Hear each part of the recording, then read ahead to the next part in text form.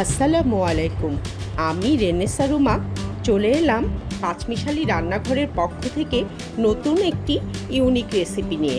আজকে আমি করে দেখাবো জাতীয় ফুল শাপলার ডাঁটা দিয়ে কিভাবে মজা করে ভাজি করতে হয়। আমি শাপলার ডাঁটাগুলোকে ছোট ছোট করে টুকরো করে নিয়ে ভালো মতো ওয়াশ করে নিয়েছি, যাতে কোনো ধরনের বালু না থাকে।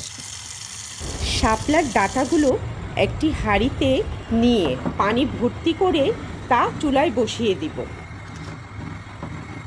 এবার 10 মিনিটের মতো শাপলার ডাঁটাগুলোকে ভাপ দিয়ে নিব।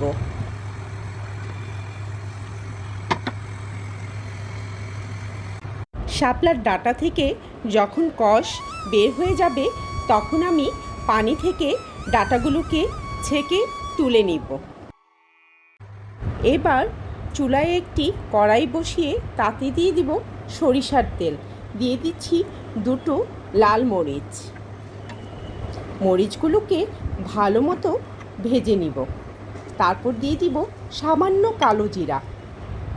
এরপর দিয়ে দিচ্ছি কিছুটা পেঁয়াজ কুচি, কিছুটা রসুন কুচি। পেঁয়াজ কুচি আর রসুন ভালো মতো ভেজে নিব। ভালো মতো ভাজা হয়ে গেলে আমি সেদ্ধ করে রাখা শাপলাগুলো দিয়ে দিচ্ছি।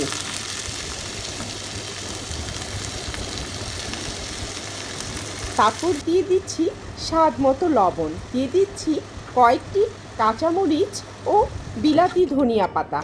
তারপর শাপলাগুলোকে ভালো মতো নেড়ে চেড়ে রান্না করে নিব।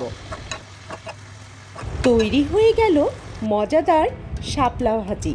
সবাই ভালো থাকবেন। আল্লাহ হাফেজ।